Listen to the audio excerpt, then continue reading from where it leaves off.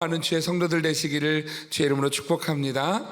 우리 성가대 찬양이 참 너무 우리 힘이 있는 게 오르간 연주를 들으니까 더 힘이 있지요.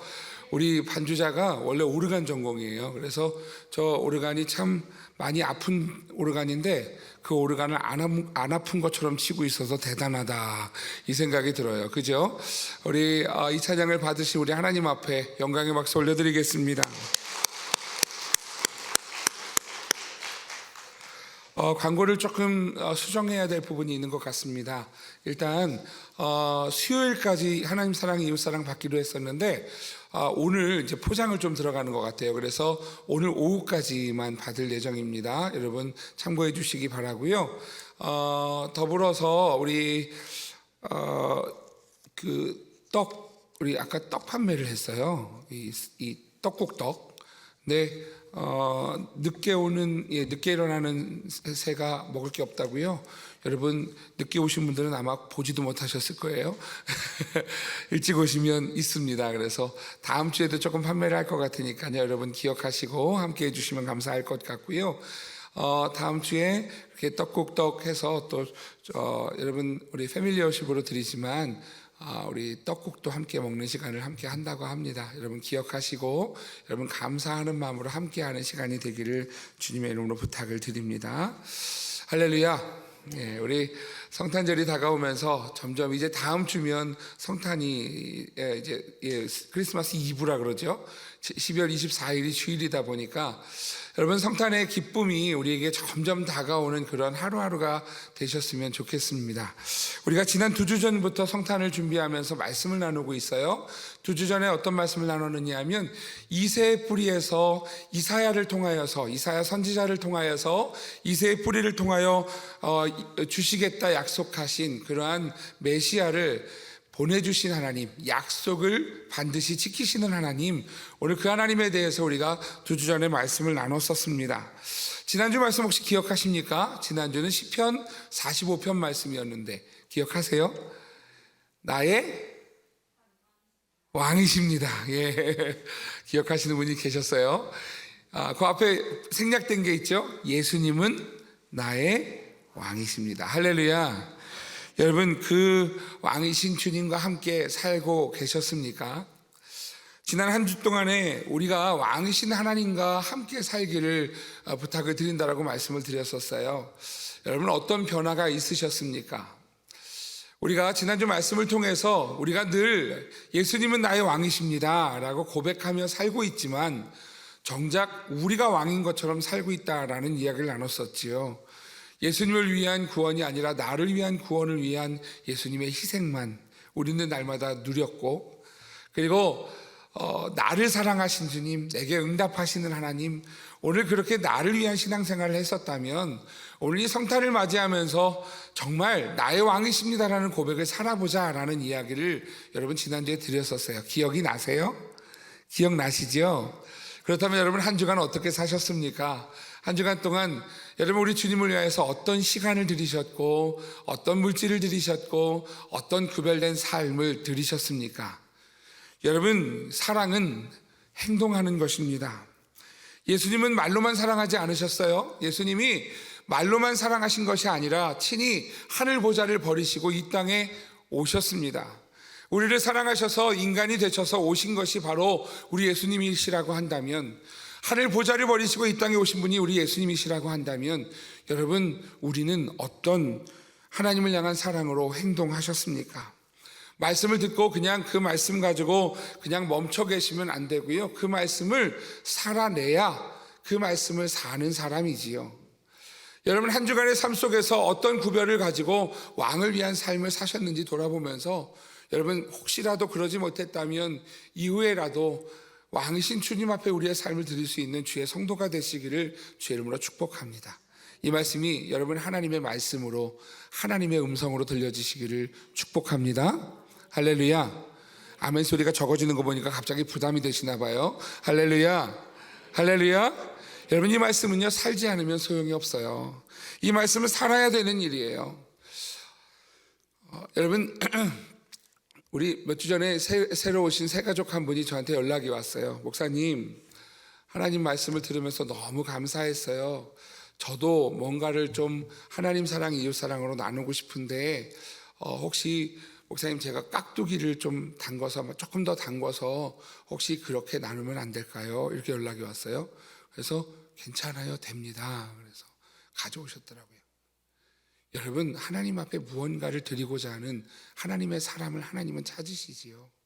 우리가 우리만 누리는 것 아니라 넘어서서 신앙의 단계가 더 성숙해져 갈수록 우리 하나님 앞에 우리의 삶을 드리는 하나님이 나의 왕이십니다를 고백할 수 있는 하나님의 사람 되시기를 주의 이름으로 축복합니다. 올해 2023년도에 광야 시리즈 설교를 했었지요. 광야 시리즈 설교를 하면서 우리의 인생이 광야와 같아서 끝난 게 아니라 제가 내년에도 계속 좀 광야를 계속 좀 보고 싶어서 광야 시리즈를 멈추지 않고 드문드문 말씀을 전하고 있는데요. 한 분이 오셔서 세 가족 한 분이 그때 오셔서 그런 말씀을 하세요. 목사님, 제가 광야 같은 삶을 살고 있다고 고민했는데 말씀을 통해서 광야의 삶을 전해주시는 걸 들으면서 제가 선민교회에 등록했습니다. 이런 얘기를 하시는 분이 계셨어요.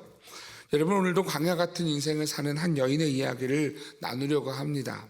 나옴이라고 하는 여인이에요. 오늘 룻기에 나오는 여인이지요. 룻기를 좀 설명을 드리면 이렇습니다. 룻기는 참 짧은 성경이에요. 좋죠? 예, 짧으면 일단 좋잖아요. 그죠? 룻기가 몇 장으로 이루어져 있죠? 총 4장까지 있어요. 4장. 여러분, 4장이면 금세 읽잖아요. 근데 4장이 그냥 4장도 아니고 절수만 합쳐봐도요, 1장, 2장, 3장, 4장 절수를 다 합쳐도 총 85절밖에 되지 않아요? 여러분, 85절이면 시편 한 편보다도, 한 장보다도 훨씬 더 적은 장일 수 있지요. 룻기가 참 짧아요. 우리가, 여러분, 룻기는요, 앉은 자리에서 아무리 천천히 읽는 사람도 30분이면 읽을 수 있고요, 빨리 읽으시는 분들은 10분이면 다 읽을 수 있는 게 사실은 룻기라고 하는 성경이지요. 여러분, 그렇게 짧을 뿐만 아니라 그럼에도 불구하고 내용이 참 깊은 성경이 룻기입니다. 내용이 겉으로 보여지는 부분만이 아니고요, 참 깊은 내용을 담고 있어요. 그런데 그 깊은 내용을요, 쉽게 표현해 놨어요. 85절밖에 되지 않는 성경인데 그 중에 절반이 넘는 45절이 대화로 이루어져 있어요. 여러분, 대화로 45절이 이루어져 있다는 말이 무슨 말인가? 제가 쉽게 말씀드리기 위해서, 여러분, 말을 표현하는데 문어체라는 게 있고 구어체가 있어요. 뭐가 더 쉬울까요? 구어체가 쉽겠죠. 구어체는 대화하는 말이에요. 문어체는 책 읽는 것 같은 것이에요. 제가 문어체의 대표적인 글을 하나 읽어드릴게요. 우리 여기 헌법 강사가 계시는데 그럼에도 불구하고 제가 오늘 헌법을 좀 가져와 봤습니다. 대한민국 헌법 전문입니다. 제가 읽어드릴게요. 유구한 역사와 전통에 빛나는 우리 대한민국은 3.1운동으로 건립된 대한민국 임시정부의 법통과 불의에 항거한 4.19 민주 이념을 계승하고 조국의, 머리 아프시죠? 재미있는 것은 저도 전문을 처음 봤는데 처음부터 끝에까지 저기에 마침표가 없어요. 맨 마지막에 마침표가 있어요. 여러분, 봐도 편안하게 들리세요? 딱딱하게 들리세요? 딱딱하게 들리죠. 딱딱한 글을 읽기 쉽지 않습니다. 요즘 목사님들 가운데 여러분들 인터넷이나 유튜브를 통해서 또 기독교 방송을 통해서 많이 들으시는 목사님들 설교 방법도 문어체예요. 분당 우리 교회라든가 기독교 방송에 나오시는 분들 대부분이 대화체, 문어체라 그랬나요? 제가 구어체예요. 대화체예요. 그래서 대화하듯 설교를 하죠. 오늘 여러분, 이 룻기가 그렇게 설명되어진 성경이에요. 그래서 85절 가운데 45절이 대화로 이루어져 있어요. 참 쉬워요. 그런데 그 내용에 있어서는요, 오늘 우리가 말씀을 보면서 진행되는 말씀을 쭉 같이 하면서 이 말씀이 어디를 향하고 있는지를 보면 그 깊이가 참 깊다라는 것을 알 수가 있는 것을 보게 됩니다. 여러분에게 좀 질문을 드려볼게요. 룻기의 주인공은 누굴까요? 룻기의 주인공은, 룻기에 나오는 등장인물을 먼저 좀 볼게요. 룻기는 등장인물이 7명이 나옵니다. 처음에 이런 사람이죠. 엘리멜렉이라는 사람이에요. 엘리멜렉. 이 엘리멜렉은 누구냐 하면 나오미의 남편입니다. 보여주시면 됩니다. 나오미의 남편이에요. 나오미는 누구냐? 엘리멜렉의 아내예요. 참 쉽다, 그죠? 엘리멜렉이라는 사람이 있는데 그 사람의 이름은 이런 뜻입니다. 하나님은 나의 왕이시다라는 의미예요. 엘리멜렉. 그래서 하나님은 나의 왕이십니다. 나의 하나님은 왕이십니다. 뭐 이런 뜻이에요. 여러분, 이런 사람이 정말 하나님을 왕으로 두고 살았는가는 사실 성경에 자세히 나오지는 않습니다. 근데 두 번째 사람은 누군가? 나옴이라는 사람이지요. 엘리멜렉의 아내입니다. 나옴이라는 이름의 뜻은 이렇습니다. 나의 기쁨 또는 나의 기뻐하는 자, 기뻐하는 사람이라는 뜻이에요. 나옴이 나의 기쁨이다라는 이름의 사람이고요. 이 엘리멜렉과 나옴이 사이에서 아들을 낳았습니다. 세 번째 말론이라고 하는 사람이지요. 말론이라는 사람이 첫 번째 아들이고요. 그리고 다섯 번째 서 있는 기론이라고 하는 사람이 둘째 아들입니다. 아들만 둘 낳았어요. 예, 아들만 둘 하면 제가 그 마음 알죠. 힘들어요. 그런데 여러분이 말론도 기련도 일찍 죽게 됩니다. 말론이라는 뜻의 이름은 힘없는, 왜 이름을 이렇게 지었는지 모르겠지만 힘없는 이라는 이름이고요. 기련이라고 하는 이름은 낭비하다 이런 이름이에요. 그래서 그들이 힘없이, 그리고 시간이 금세 가서 결국에는 일찍 결혼을 하고 나서 일찍 죽고 마는 것이 바로 말론이라고 하는 사람과 기련이라고 하는 사람이지요. 말론 첫째 아들과 결혼했던 첫째 며느리가 나옵니다. 룻이라고 하는, 오늘 룻기의 이름을 따온 바로 그 여인입니다. 룻이라고 하는 여인의 이름은 이런 뜻이에요. 우정, 의리라고 하는 뜻이에요. 여러분, 룻이라고 하는 이름이 참 성경 그대로의 모습이지요. 시어머니와의 우정과 의리를 지켰던 사람, 룻이라고 하는 여인이 나오고요. 둘째 며느리가 나옵니다. 여섯 번째 오르바라고 하는 여인인데요. 기론의 아내였고 둘째 며느리였고 이름이 목덜미예요. 어떤 목사님이 그런 말씀하시더라고요. 결혼하고 보니 남편이 죽었네. 목덜미 잡고 이랬다고. 여러분, 둘째 며느리의 이름이 오르바라고 하는 여인인데, 우리가 아는 것처럼 오르바는 결국에 남편이 죽고 난 이후에 고향으로 돌아가게 됩니다. 일곱 번째에 나오는 등장하는 인물은 보아스라고 하는 인물이지요. 보아스는 누구냐 하면 엘리멜렉의 친척입니다.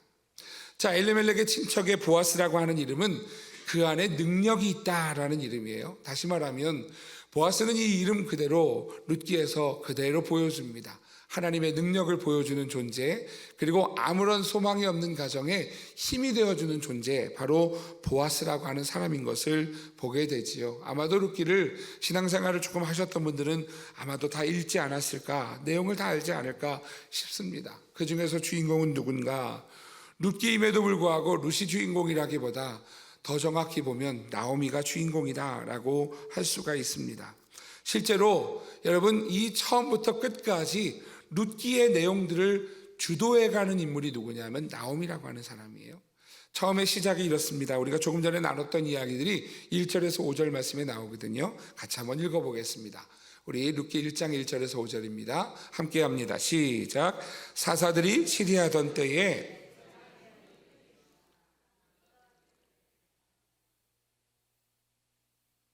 모압 지방에 가서 거류하였는데, 그 사람의 이름은 엘리멜렉이요, 그 아내의 이름은 나오미요, 그 두 아들의 이름은 말론과 기른이니 유다 베들레헴 에브랏 사람들이더라.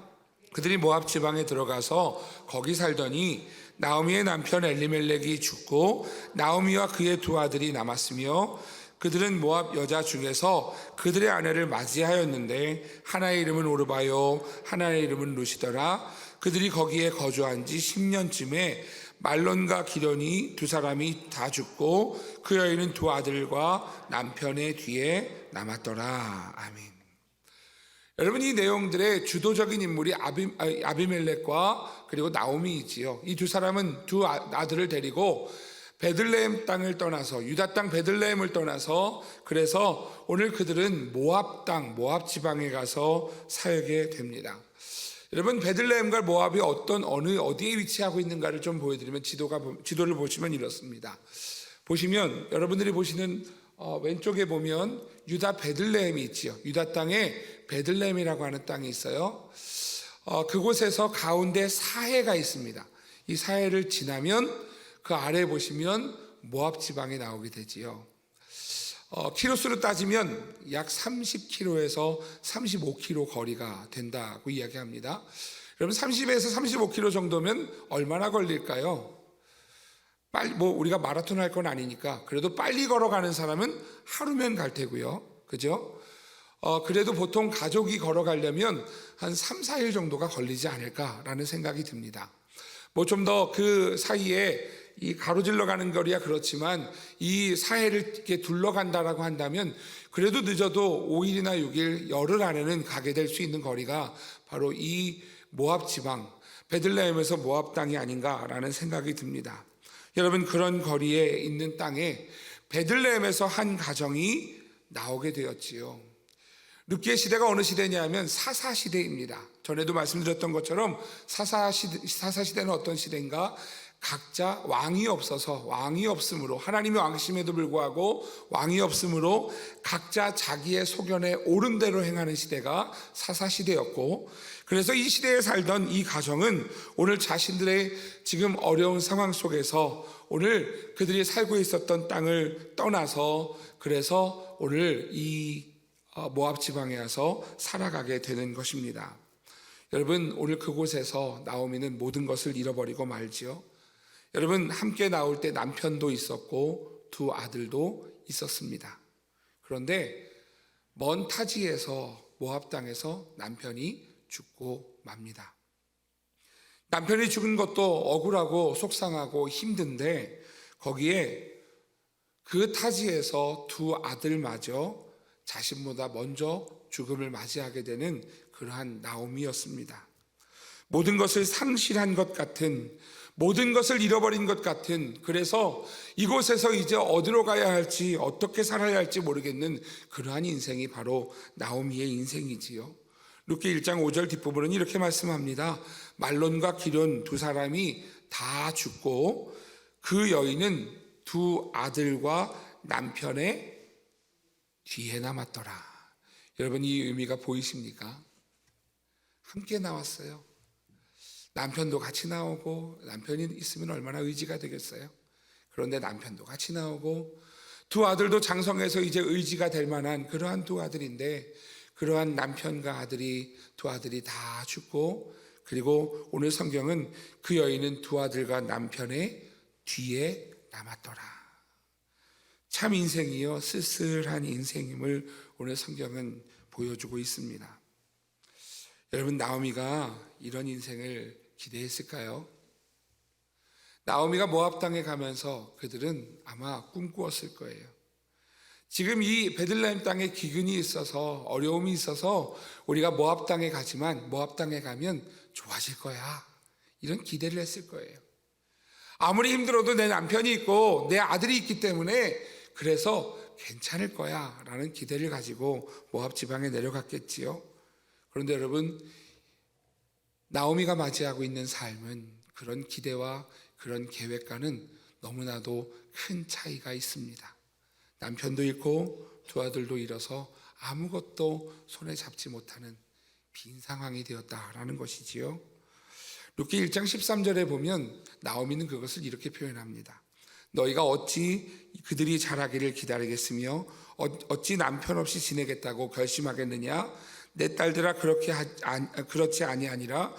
여호와의 손이 나를 치셨다. 나오미가 지금 보고 있는 자신의 상황은 하나님이 치신 상황이라는 거예요. 하나님께 벌받았다는 것이지요. 여러분, 나오미가 이거 한 번만 이야기하지 않아요. 또 얘기합니다. 20절 21절 말씀이지요. 같이 한번 읽어보겠습니다. 20절 21절 같이 읽습니다. 시작. 나오미가 나를 말하라 부르라. 전능자가 나를 심히 괴롭게 하셨음이니라. 내가 풍족하게 나갔더니 여호와께서 내게 비어 돌아오게 하셨느니라. 여호와께서 나를 징벌하셨고 전능자가 나를 괴롭게 하셨거늘 너희가 어찌 나를 나오미라 부르느냐 하니라. 아멘. 여러분, 나오미의 이름을 뭐라고 말씀드렸어요? 나의 기쁨이라 그랬어요. 기쁨. 여러분, 사람들이 지금 나오미를 이렇게 부르는 거예요. 기쁨아, 기쁨아, 이렇게 부르는 거예요. 오해하지 마세요. 태명이 아니에요. 아이가 뱃속에 있을 때 태명을 기쁨이라고 짓는 가정들이 있지요. 태명이 아니에요. 나오미의 이름이에요. 나오미가 할머니가 될 나이인데 그 할머니에게 뭐라고 부르냐면 기쁨, 기쁨 이렇게 부르는 거예요. 근데 여러분, 이 나오미가 그의 인생을 돌아보니까 본인의 인생은 기쁨이 결코 아닌 거죠. 그의 계획은 기쁨이었고, 그의 계획은 행복이었고, 그가 꿈꾸었던 것들은 소망이었는데, 여러분, 그런 소망과 그런 기쁨과 풍성함은 다 잃어버린, 여러분, 너무너무 힘든 상황이라는 것이지요. 본인이 이렇게 이야기하는 거예요. 나의 기쁨 나오미라 부르지 말아라. 나는 마라라 불러라. 여러분, 마라라고 하는 이름이 무엇입니까? 마라라고 하는 지명이 있어요. 지명이, 여러분, 출애굽한 이스라엘 백성들이 홍해를 건너고 나서 처음 만난 곳에서 그들이 갈증 속에서 물이 필요해서 한 지역에 갔는데 물이 있는 거예요. 너무 좋았죠. 그 물을 마시려는데 그 물이 썩었어요. 그 물이 썼어요. 그래서 여러분, 그 지역을 마라라 불렀어요. 이 마라가 무슨 뜻이냐면 쓰다, 이거예요. 쓰다. 나오미가 뭐라고 이야기하느냐면, 내 인생의 기쁨의 인생이 아니야. 나를 더 이상 기쁨이라 부르지 마. 나는 지금 쓰디 쓴 내 인생을 맞이하고 있는, 나는 마라야, 이렇게 얘기하는 것이죠. 여러분, 나오미가 아까 이야기했던 것처럼 여호와의 손이 나를 치셨다라만 얘기하지 않아요. 20절에도 이야기하죠. 전능자가 나를 심히 괴롭게 하셨다. 또 21절도 이야기합니다. 여호와께서 내게 비어 돌아오게 하셨다. 또 이야기합니다. 여호와께서 나를 징벌하셨다. 또 이야기합니다. 전능자가 나를 괴롭게 하셨다. 여러분, 나오미의 인생을 볼 때 전혀 기쁨이 아니에요. 괴로움의 인생이에요. 하나님의 손에 얻어맞고 하나님 앞에 괴로움을 당했고, 그래서 아무것도 없어서 비었고 징벌받은 인생이다라고 나오미는 이야기하는 것이지요. 모든 것을 잃어버린 것 같은 인생, 버림받은 것 같은 인생, 고향도 잃어버렸고 남편도 잃어버렸고 두 아들도 잃어버렸고 아무것도 남지 않은 그러한 인생, 여러분, 그러한 광야 같은 인생에 놓여 있는 것이 바로 나오미다라는 것이지요. 사랑하시는 성도 여러분, 오늘 이 시간 이 나오미의 이야기를 들으며 혹시 광야와 같은, 나오미와 같은 삶이 내 삶이 아닌가라는 고민이 되시는 분들 계십니까? 꿈꾸고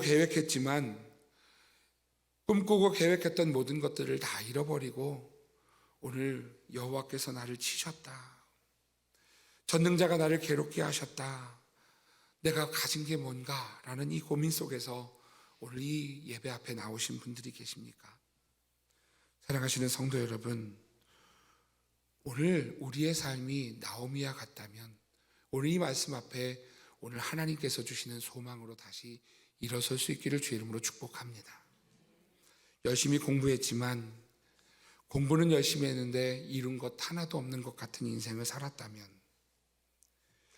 결혼하면서 내가 남편을 전도해야지, 아내를 전도해야지, 그리고 결혼하면서 나는 행복한 가정을 이뤄야지 라는 꿈을 꾸며 결혼을 했는데 그 결혼 생활이 내가 원했던 대로 이루어지지 않아서 그래서 절망을 경험하고 있다면, 열심히 살아왔는데 그때마다 최선을 다했는데 길을 쓰고 살아왔는데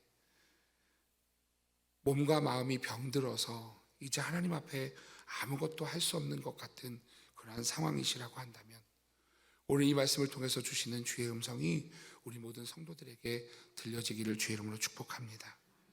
여러분, 기억했으면 좋겠는 두 가지입니다. 첫 번째는 이것입니다. 우리의 눈을 들어 하나님의 계획을 바라보십시오입니다. 여러분, 인생에 아픔이 왜 있을까요? 그 아픔을 살면서 내가 하나님 앞에 뭐 잘못했나 라는 생각을 하고 계시지는 않습니까? 오늘 성경을 보면 이 성경에서 오늘 아비멜렉과 나오미는 고향 땅을 떠나갑니다. 많은 사람들이 그렇게 이야기하지요. 거봐, 고향 땅, 약속의 땅을 버리고 떠났으니까 벌 받았잖아.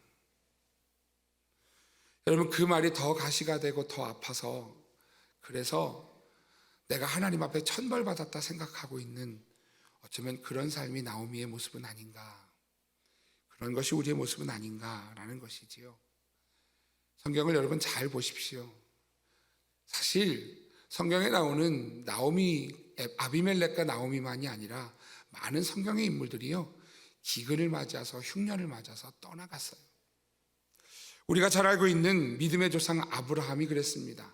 아브라함이 기근을 만났어요. 그래서 약속의 땅을 떠나서 애굽에 가는 것을 보여줍니다. 창세기 12장 5절 말씀에 보면 이렇게 말씀하지요. 아브라함이 그의 아내 사레와 조카 롯과 하란에서 모은 모든 소유와 얻은 사람들을 이끌고 어디로 갔다고요? 가나안 땅으로 가려고 떠나서 마침내 가나안 땅에 들어갔더라. 자, 여러분, 아브라함이 어디에 도착했어요? 가나안 땅에 도착했어요. 도착했는데 그는 기근을 만납니다. 10절 말씀 뒤에 나와요. 12장 10절입니다. 같이 읽을게요. 시작. 그 땅에 기근이 들었으므로 아브라함이 애굽에 거류하려고 그리로 내려갔으니 심하였습니다. 아멘. 여러분, 아브라함도 기근을 맞이해서요, 그래서 그 기근 때문에 애굽 땅에 내려간 모습을 보여주지요. 아브라함 누구예요? 믿음의 조상이에요. 약속을 받은 사람이에요. 가나안 땅의 약속을 누구에게 약속하셨느냐 하면 아브라함에게 말씀하셨던 약속이에요. 그런데 아브라함도 기근을 맞아서 여러분 그 가나안 땅에서 애굽으로 내려갔다, 성경이 가르쳐 주지요. 아브라함만이 아닙니다. 믿음의 조상 이삭도 마찬가지지요. 창세기 25장 1절 말씀에 보면 이렇게 말씀합니다. 아브라함 때 첫 흉년이 들었더니, 조금 전에 흉년이에요. 아브라함 때 있었던 첫 흉년이 그 땅에 또 흉년이 들었다. 이삭의 때 또 들었다. 그래서 이야기하는 거예요. 이삭이 그랄로 가서 블레셋 왕 아비멜렉에게 이르렀더니, 여러분 지금 이삭이 어디로 가느냐 하면 애굽도 아니에요. 블레셋 땅에 내려갔어요. 여러분, 애굽은 그래도 우리가 조금 친하다 생각하잖아요. 왜냐하면 모세비 애굽에서 왕자였잖아요. 그죠? 우리가 아는 좀 그쪽에서 끝발 날리는 사람이 하나 있었잖아요. 웃자고 얘기해도 이렇게 인상 쓰고 계시면 곤란한데. 근데 여러분, 블레셋은요, 한 번도 이스라엘하고 친했던 적이 없어요. 그랬던 블레셋 땅에 이삭이 내려갔어요. 왜 내려갔느냐 하면 흉년이 들어서 먹을 것을 찾아서 살기 위해서 여러분 블레셋 땅에 갔더라라는 것이지요. 믿음의 조상 아브라함도 여러분 기근 때문에, 흉년 때문에 내려갔고요. 믿음의 조상 이삭도 그 삶의 문제로 내려갔어요. 여러분 야곱도 내려가는 것을 보게 되지요. 여러분 야곱은 여러분 12명의 아들들과 함께 이 가나안 땅에 살고 있었어요. 약속의 땅에 살고 있었어요. 그런데 기근이 왔습니다. 그런데 성경은요, 더 적극적으로 이렇게 표현해요. 그 기근에 앞서서 하나님이 미리 애굽 땅에 사람을 심어두셨다. 그게 누구냐? 요셉이라는 거예요. 하나님이 심어두셔서 요셉이 가 있었고, 그 요셉이 가서 아버지 집을 다 애굽 땅에 내려와서 안전하게 살도록 했을 뿐만 아니라 하나님은 하나님의 계획을 따라서 그 야곱의 가족을 거대한 민족으로 만들어 내셨다. 여러분, 이것이 야곱이 애굽에 내려간 이유라는 것이지요. 그는 단순히 먹을 것이 없어서 기근 때문에 내려갔지만 하나님은 한 사람을 미리 예비하셨고 이스라엘로 하나님의 민족으로 만들어내셨다라는 것이지요. 하나님의 계획이에요. 시편 105편 16절 17절 말씀입니다. 이렇게 말씀하죠. 그가 또 그 땅에 기근이 들게 하사 그들이 의지하고 있는 양식을 다 끊으셨도다. 그가 한 사람을 앞서 보내셨으며 요셉이 종으로 팔렸도다. 애굽에서 앞서 내려갔던 요셉이 오늘 야곱이 오는 그 일들을 준비했던 사람이었다라고 성경이 가르쳐주는 것이지요. 여러분, 나오미가 떠났어요.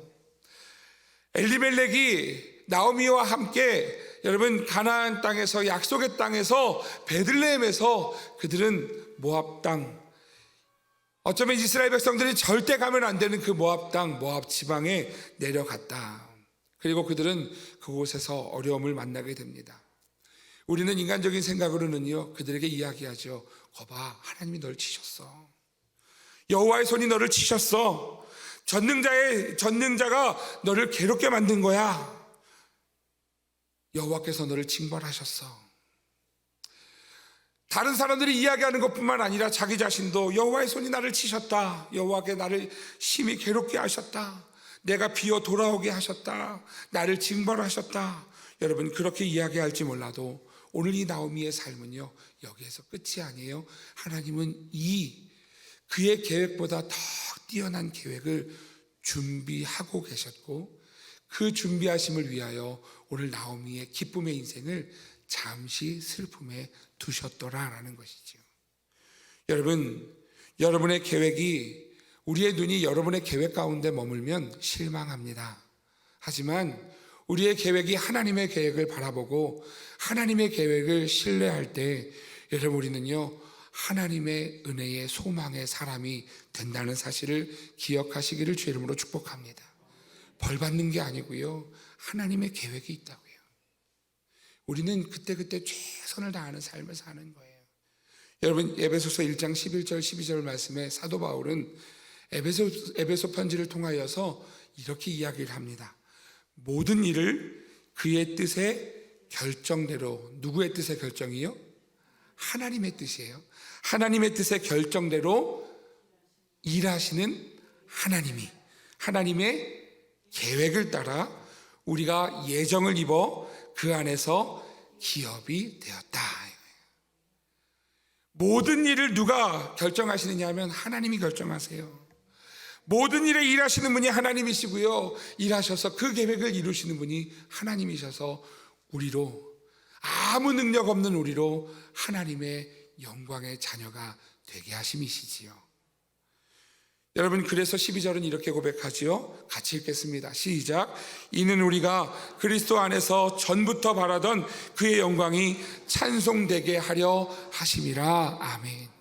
모든 것을 잃어버려도 오늘 우리에게 소망이 있다는 것은 하나님의 계획이, 우리보다 더 신실하신 하나님의 계획이 오늘 실수하지 않으시고 우리를 그 계획 가운데 인도하고 계시기에, 오늘 우리 소망 없는 인생이라 할지라도, 모든 것을 잃어버린 인생이라 할지라도 우리가 하나님의 계획을 신뢰하고 하나님의 계획을 소망하기에 오늘 우리는요, 오늘 그 하나님을 믿는 믿음으로 걸어가는 성도다라는 사실을 기억하기를 주 이름으로 축복합니다. 여러분, 나오미의 인생은요 모든 것을 잃어버렸어요. 마치 그는 징벌받았다 생각했어요. 그는 하나님 앞에 벌받아서 나는 아무것도 없는 소망 없는 인생이다 이야기하는 거예요. 그러나 하나님은 오늘 나오미를 통하여 더 큰 계획을 가지고 계시더라. 사랑하시는 성도 여러분, 여러분의 계획을 의지하지 마십시오. 선하신 하나님의 계획을 신뢰하는 주의 성도가 되시기를 주의 이름으로 축복합니다. 여러분, 이것이 성도입니다. 성도는 오늘 보이지 않아도 하나님의 소망을 우리의 소망으로 삼는 사람입니다. 그 소망이 바로 예수 그리스도입니다. 우리의 잘해서 얻는 구원이 아니라, 우리가 착해서 얻는 구원이 아니라, 우리가 무언가를 대단한 일을 많이 해서 얻는 구원이 아니라, 하나님이 우리를 사랑하셔서 우리에게 주신 하나님의 계획과 하나님의 뜻을 따라 구원하신 은혜임을 믿으시기를 주의 이름으로 축복합니다. 두 번째, 우리가 기억해야 할 것이지요, 하나님은 우리의 기쁨을 회복시키시는 하나님이시다. 할렐루야, 할렐루야. 여러분, 우리는 절망밖에 없어요. 왜냐하면 에덴 동산에서 우리가 이미 절망의 사람이 되어졌어요. 에덴 동산에서 우리와 하나님과 멀어졌어요. 정확하게 얘기하면 하나님을 등졌어요. 하나님이 우리에게 말씀하신 그 한 가지를 어겨서 오늘 하나님을 잃어버린 존재가 되었습니다. 전에도 말씀드린 것처럼 에덴 동산은 어떤 곳인가? 하나님이 아담을 부르세요. 아담아. 그러면 아담이요, 내 하나님 대답하는 곳이었어요. 더 중요한 것은 아담이 하나님을 불러요. 하나님, 그러면 하나님이 불렀니? 라고 대답하시는 것이 에덴 동산이었어요. 그런데 어느 날 아담이 죄를 짓고 하나님이 아담을 부르십니다. 아담아. 대답이 없어요. 아담아, 아담아, 왜 대답이 없어? 너 어디 있어? 여러분, 그것이 죄라는 것이지요. 여러분, 우리가 죄를 지면은요, 눈을 마주치지 못해요. 저를 한번 보십시오. 눈을 마주치실 수 있나 보셔요. 죄 짓는 사람은 눈을 마주칠 수 없어요. 하나님이 불러도 대답할 수가 없는 거예요. 하나님과 멀어진 것이지요. 그런데 여러분, 하나님은요 끝까지 우리를 구원하셨어요. 결코 포기하지 않으셨어요. 소망 없는 우리의 인생에 하나님의 기쁨을 회복하시고 소망을 회복하셨어요. 여러분, 그분이 우리 하나님이세요. 도저히 하나님께 가까이 갈 수 없는 우리들인데 하나님 자신이 이 땅에 오셨어요. 그게 크리스마스 성탄절이에요. 여러분, 오늘 우리를 부르시고 우리가 도저히 하나님의 이름을 부를 수 없는데 오늘 우리에게 이렇게 말씀해 주시지요. 갈라디아서 4장 6절 7절입니다. 같이 읽습니다. 시작. 너희가 아들임으로 하나님이 그 아들의 영을 우리 마음 가운데 보내사 그러므로 내가 이후로는 유업을 받을 자니라. 아멘. 할렐루야. 우리가 하나님을 뭐라고 부른다고요? 아빠, 아버지라고요. 여러분, 아빠라고 하는 단어는 히브리 이 구약 사고가 아니에요. 아빠는요, 우리 사고죠. 우리 말이에요. 아빠. 근데 여러분, 히브리어에는 뭐라고 쓰여져 있냐면 아바라고 쓰여져 있어요. 그래서 한글 성경에서 아빠라고 해석했는데 이게 아빠라는 말은 안 맞는 말이거든요. 정확하게 얘기하면 아브라고 하는 단어가 있는데요. 아바라고 하는 단어가 내 아버지라는 뜻이에요. 그러니까 친하게 표현하니까 내 아버지, 그러니까 그거를 한글로 아빠가 제일 편하지 않을까라고 번역을 했어요. 근데 더 정확하게 얘기하면 나에게 있는 아버지라는 뜻이에요. 나에게 있는 아버지는 멀리 계신 아버지가 아니에요. 내 안에 함께 하시는 아버지예요. 그 아버지를 오늘 아버지라 부를 수 있어요. 원래 부를 수 없어요.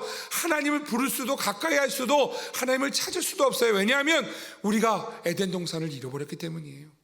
그곳에서 우리가 하나님하고 부르면 하나님이 언제든지 대답하셨지만 우리가 죄로 하나님을 부를 수 없는 존재가 되었다. 그런데 여러분, 성경 우리에게 말씀합니다. 그런 너희에게 아들의 영을 우리 마음에 주셨어. 그래서 우리가 이제 하나님을 아빠, 아버지라고 부를 수 있게 되셨다라는 것이지요. 여러분, 이것이 하나님의 은혜입니다. 오늘 우리에게 그 하나님으로 말미암아 하나님 나라를 유업으로 받게 한다라는 것이 오늘 사도 바울이 우리에게 약속하는 약속입니다. 아니, 하나님이 우리에게 주시는 약속이지요. 여러분, 우리가 기도할 때 하나님을 부를 수 있는 이유입니다. 그리고 오늘 이 성탄절을 우리가 기쁨으로 맞이할 수 있는 이유입니다. 왜냐하면 오늘 내 아버지를 내 아버지라고 부를 수 있도록 오늘 우리에게 선물로 오신 분이 바로 예수 그리스도이기 때문이지요. 세상에서 요즘에 메리 크리스마스라고 안 부르지요. 요즘에 메리 크리스마스는 기독교 용어다. 그래서 알고 계시지요? 요즘 해피 홀리데이 이렇게 부르잖아요. 예수님 이름을 빼버리고 해피 홀리데이, 그래서 그날은 즐거운 날, 우리들의 날 이렇게 생각하는 거예요. 근데 여러분, 그렇지 않아요. 이날은 성탄절, 예수님이 이 땅에 오셨기에 의미가 있는 것이에요. 여러분, 꼭 기억하십시오. 예수님이 이 땅에 오신 날 우리의 소망이 시작된 것입니다. 예수님이 우리에게 오신 날, 이 땅에 오신 날 우리에게 절망밖에 없었던 우리에게 기쁨이 회복되기 시작하는 것이에요. 여러분, 이것이 오늘 말씀이 우리에게 주시는 의미입니다. 여러분, 룻기는요 1장 22절 오늘 마지막 절 말씀해 보면 이렇게 말씀하는 거예요. 같이 읽어볼게요. 시작. 나오미가 모압 지방에서 그의 며느리 모압 여인 룻과 함께 돌아왔는데 그들이 보리추수 시작할 때에 베들레헴에 이르렀더라. 아멘. 여러분, 이 여인이 어디로 왔어요? 베들레헴.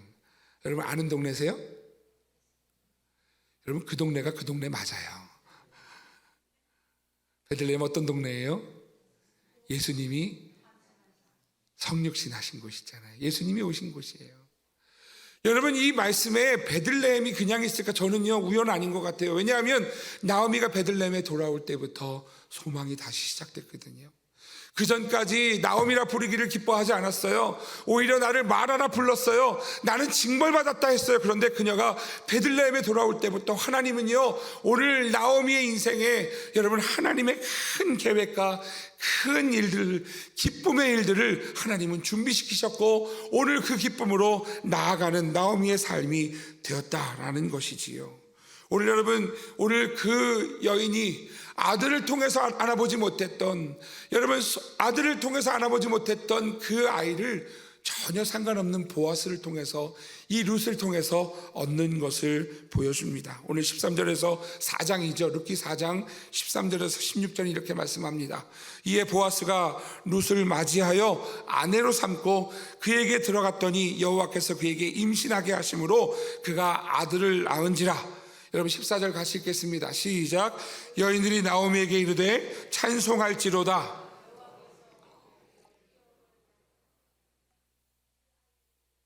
이스라엘 중에 유명하게 되기를 원하노라. 이는 내 생명의 회복자이며 내 노년의 봉양자라. 사랑하며 일곱 아들보다 귀한 내 며느리가 낳은 자로다 하니라. 나오미가 아기를 받아 품에 품고 그의 양육자가 되었다. 할렐루야. 여러분, 나오미가 이전에 뭐라고 고백했어요? 여호와의 손이 나를 치셨다. 전능자가 나를 심히 괴롭게 하셨다. 여호와께서 내게 비어 돌아오게 하셨다. 나를 징벌하셨다. 나를 괴롭게 하셨다. 여러분, 그렇게 외쳤던 여인에게, 기쁨을 잃어버린 여인에게 오늘 성경은 뭐라고 이야기합니까? 여러분 14절에 이야기하죠. 찬송할지로다. 여러분, 나오미의 인생에 찬송을 받으시는, 찬송하는 인생이 되어졌어요. 15절에 뭐라고 이야기합니까? 생명의 회복자이다. 여러분, 생명 없는, 소망 없는 인생에 생명의 회복이 되어졌고요, 노년의 봉양자가 되어지는 여러분 회복을 하나님이 준비하셨고 이루셨다라는 것이지요. 사랑하시는 성도 여러분, 이것이 바로 우리 하나님의 계획입니다. 하나님은 우리에게 오늘 그 계획을 가지고 우리를 이루시는, 이 소망을 이루시는 하나님이시라는 사실을 믿으시기를 주의 이름으로 축복합니다. 이 아이가 누구냐 하면 오벳이죠. 우리 잘 알고 있죠. 17절은 이 오벳을 설명합니다. 그의 이웃 여인들이 그에게 이름을 주어주되 나오미에게 아들이 태어났다 하여 그의 이름을 오벳이라 하였는데 그는 다윗의 아버지인 이새의 아버지였더라. 여러분, 말도 안 돼요. 여러분, 그렇게 어렵게 태어난 아이가 누구냐 하면 다윗의 할아버지예요. 다윗의 할아버지면 나오미는 다윗의 증조할머니가 됐어요. 세상에나 소망 없는 인생의 왕의 할머니가 되었다는 것이지요. 여러분, 이 다윗왕만이 아니죠. 마태복음은 쭉 족보로 이야기합니다. 마태복음 1장 5절에서 6절은요, 살몬은 라합에게서 보아스를 낳고 보아스는 룻에게서 오벳을 낳고 오벳은 이새를 낳고 이새는 다윗 왕을 낳았다. 여러분, 전혀 상관없었던 그러한 일들에 다윗까지 태어났어요. 그리고 뒤에 가면 마태복음 1장 16절은요, 이새는 다윗 왕을 낳았다. 여러분, 나오미의 기쁨 없는 인생이 기쁨으로 채워진 것이지요. 여러분, 따지고 보면 나오미는요, 지금 다윗과 오벳과 아무 관련이 없어요. 자, 여러분, 나오미의 남편이 엘리멜렉이에요. 근데 여러분, 엘리멜렉의 친족이 보아스예요. 자, 그러면 나오미하고 보아스는 피가 섞였을까요? 안 섞였을까요? 섞이기 쉽지 않죠. 섞일 일이 쉽지 않아요. 자, 그러면 또 보아스가 누구와 결혼해서 아기를 낳냐면 룻과 결혼을 했어요. 자, 룻은 모압 여인이었어요. 나오미의 며느리였어요. 자, 나오미와 룻은 피가 섞였을까요? 안 섞였을까요? 안 섞였어요. 근데 여러분, 놀라운 것은요, 피 한 방울 섞이지 않은 그러한 나오미에게 하나님은 그 손에 오벳을 들게 하셨고 비어있던 그의 인생에 하나님의 기쁨을 회복하셨다. 사랑하시는 성도 여러분, 오늘 그것이 성도의 소망임을 기억하시기를 축복합니다. 오늘 로마서 8장 15절은 그래서 이렇게 이야기하는 것이지요. 너희는 다시, 로마서 8장 15절입니다. 너희는 다시 무서워하는 종의 영을 받지 아니하고 양자의 영을 받았으므로. 양자는 부모하고 상관이 없어요. 피가 안 섞였어요. 그런데 하나님이 갖다 붙이셨어요. 양자의 영을 받았으므로 우리가 아빠, 아버지라고 부르시느니라. 할렐루야. 여러분, 그것이 우리에게 주신 은혜임을 기억하기를 주의 이름으로 축복합니다. 여러분, 나오미는요, 모든 소망을 잃어버렸어요. 모든 기쁨을 다 잃어버렸어요. 여러분, 그는 징벌받은 인생과 같은 삶이었어요. 그런데 하나님은 그 인생을 계획하셨고 하나님의 기쁨으로 채우셨다는 사실입니다. 여러분, 오늘 이것이 바로 우리가 받는 은혜이지요. 우리가 도저히 받을 수 없는 그 예수 그리스도 하나님의 은혜. 하지만 우리 하나님은 저를 여러분을 사랑하셨습니다. 이 땅에 오셨습니다. 그리고 우리를 위하여서 오늘 십자가 구원을 허락해 주셨습니다. 여러분, 우리의 인생이 징벌받은 인생과 같다 할지라도 여러분 결코 포기하지 마십시오. 여러분의 삶은 여러분이 계획하는 인생이 아니라 하나님이 계획하시는 인생이에요. 하나님이 기쁨으로 회복시키신다는 사실을 기억하기를 주 이름으로 축복합니다. 이게 예수 믿는 사람이에요. 할렐루야. 여러분, 예수님 믿으십니까? 우리에게 있는 능력이 아니라 예수님 능력을 힘입는 것이기 때문에 예수 믿는 사람이 받는 소망이지요. 이 소망이 우리 모든 성도들의 소망 되시기를 주의 이름으로 축복합니다. 제가 이런 소망을 가졌어요. 이 말씀을 준비하면서, 하나님, 오늘 예배가 의무가 되지 않게 해주세요. 여러분, 우리가 교육받을 때요, 세례 교육받을 때 예배를 의무로 가르쳐요. 근데 여러분, 예배가 의무되지 않으셨으면 좋겠어요. 아무리 수예배 나오라고 해도, 새벽 예배 나오라고 해도 안 나와요. 의무로 받으셔서 짐으로 받아요. 그게 아니고요, 이 예배는요, 하나님 앞에 받은 사랑에 너무 감사해서, 너무 기뻐서, 감격해서 드리는 게 예배예요. 여러분, 너무 감사해서 무언가 드릴 게 없을까? 주머니를 막 찾아봤더니요, 보배합이 있는 거예요. 그래서 그 보배합을 꺼내 들었어요. 그래서 그 보배합을 가지고 가장 귀중한 것을 주님 앞에 드리는 것이 여러분 예배예요. 사랑하시는 성도 여러분, 이 예배가 여러분에게 그런 감격이 되기를 주의 이름으로 축복합니다. 무언가 더 드리고 싶어서, 주님, 내가 드릴 게 이것밖에 없습니다. 주님, 내가 오늘 주님 앞에 찬양하고 싶은데, 더 잘 찬양하고 싶은데, 하나님, 나는 왜 이렇게 음치해요? 나는 왜 이렇게 목소리가 부족하죠? 하나님, 그래도 내가 최선을 다해서 드리니 하나님 받아주십시오. 하나님, 내가 드릴 건 이거밖에 없어요. 내가 하나님 예배하는데 이 예배가 하나님, 내가 주님 앞에 드릴 수 있는 최선이에요. 하나님 받아주세요. 여러분, 예배가 여러분에게 의무가 아니라 하나님 앞에 감사해서 감격해서 하는 예배가 되기를 주 이름으로 축복합니다. 여러분, 이것이 성도예요. 이 은혜를 알고 빈 인생에 찾아오신 기쁨, 회복시키신 그 기쁨을 회복하는 성도가 드리는 것이 예배예요. 박사들이 귀중한 보배합을 열어서 최선을 다해서 주님 앞에 드렸던 것처럼, 오늘 사랑하시는 성도 여러분, 여러분의 예배이기를 주 이름으로 축복합니다. 여러분의 예물이고 여러분의 삶이기를 주 이름으로 축복합니다. 여러분, 그렇게 사는 인생이 오늘 나오미와 같은 인생이 되는 것이지요.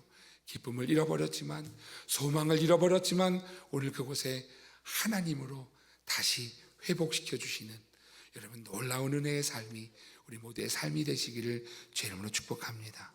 성탄절이 다가와요. 하루하루 더해 갈수록 여러분의 감격과 여러분의 기쁨이 더해지는 믿음의 성도 되시기를 주님의 이름으로 축복합니다. 이 시간 같이 우리 기도했으면 좋겠는데요. 기도합시다. 하나님, 내 인생을 돌아볼 때 실패자 같았습니다. 무언가 내가 꿈꾸었던 그 모든 것, 계획했던 모든 것은 아무것도 없는 것 같습니다. 잘하고 싶었는데, 잘 되고 싶었는데, 무언가 좀 떵떵거리고 살아보고 싶었는데, 하나님, 내 인생을 돌아보니 그러지 못한 것 같습니다. 하나님, 그런 내 인생에도 우리 하나님의 계획이 있다는 사실을 오늘 나오미를 통해서 알려주시니 감사합니다. 하나님, 이 소망을 붙잡고 가겠으니 하나님, 우리의 이 소망을 붙잡을 수 있도록 믿음 주시고, 우리의 예배가 변화되게 하셔서 감사해서 드리는 예배가 되게 해주십시오. 감격하며 드리는 예배가 되게 해주십시오. 주님을 향해서 드리고 싶은 그 선물로 드리는 예배, 우리의 삶이 되게 해주십시오. 오늘 이 시간 우리 말씀을 기억하면서 우리 같이 기도하는 시간이었으면 좋겠습니다. 같이 기도하겠습니다.